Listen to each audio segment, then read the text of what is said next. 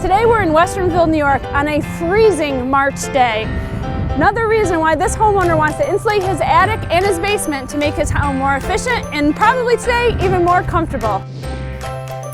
Up here in the attic, the first thing that we're going to do is uncover any attic penetrations. What an attic penetration is any place where electrical, lighting, plumbing, anything that penetrates the ceiling that can allow heat loss to come through.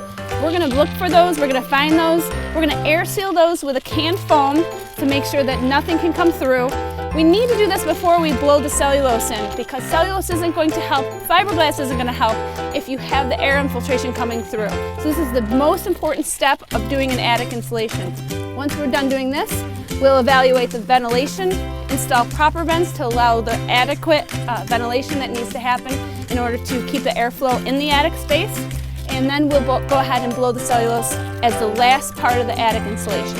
The last step is to actually blow the cellulose insulation over everything. The cellulose is put into a hopper, chopped up in the hopper, and processed through the hose to reach any part of an attic. Now remember, an attic is any space above the ceiling, the plenum between your house and the cold. You may never be able to get access to it, but we can. In this home, we actually created an opening to get to this space so that we could insulate it. We'll put a cover on it, we'll seal it all up, and you'll never have to enter the space again.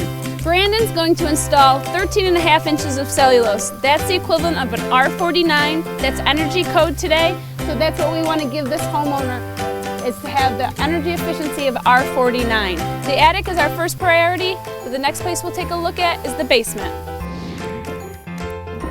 Many homes experience significant heat loss from the rim joist. A rim joist is the space that is above the foundation. Your rafters sit on top of it to hold your floor of the first floor of your home. And it's the weakest spot in the whole house as far as energy loss goes. In most houses, it's either not insulated well or it's not insulated at all. And in a case where you have block wall, you have the air infiltration through the hollow parts of the block that infiltrate up as well. So this is a spot we really want to concentrate on. While we're down here, we're going to take a look at the entire basement and see any other penetrations that could cause energy loss. We're going to look at the basement ceiling, any penetrations that go into the first floor. We're going to look at the walls as well, any doors, windows, anything that's penetrating outside that could allow the heat loss to get out and cold air to come in. And we'll take care of air sealing those as well.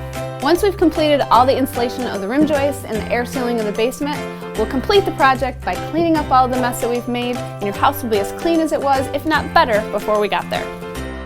This homeowner can expect to save at least 40% on their energy bills, not to mention how much more comfortable they'll be. If you think you have insulation needs, give Standard Insulating a call, 738-1424.